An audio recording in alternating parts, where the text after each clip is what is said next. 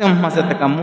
నీ కదల్ చెవులలో సోకుట మొదలుగా పులకాంకరము మేన పుట్టువాడు, నయమైన నీ దివ్యనామ కీర్తనలో నమగ్నుడై నీ దేహంపు మరచువాడు, పాలంబుతో నీదు పాదయుగ్మమునకు ప్రేమతో దండమర్పించువాడు, ఆ పుండరీకాక్షహారామ హరి అంచు వేట్కతో కేకలు వేయువాడు, చిత్త కమండలమునను నిన్ను చేర్చువాడు, నీదు లోకంబునందుండు నీరజాక్ష, భూషణ వికాస శ్రీధర్మపుర నివాస, దుష్ట సంహార నరసింహ దురిత దూరా.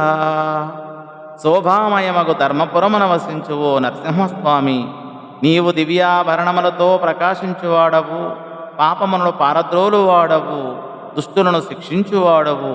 తండ్రి, నీ దివ్య కథలు చెవిని పడగానే దేహము పులకాంకిత మగువాడు, నీ నామ సంకీర్తనములో తన్మయుడై తనువునే మరచువాడు, శిరస్సు వంచి నీ పాదములను నుదిటితో స్పృశించి వందనమునర్చువాడు, కమలలోచన రామా హరి అని ఆనందముతో బిగ్గరగా పిలుచువాడు, మనస్సనే పద్మమునందు నిన్ను నిలిపినవాడు నిన్నే చేరుతాడు. భక్తి ఎన్నడూ వృధా కాదు, భక్తుడెన్నడూ వృధా పోడు. మేఘము నుండి జారిన వర్షపు చినుకు భూమిని చేరక తప్పదు.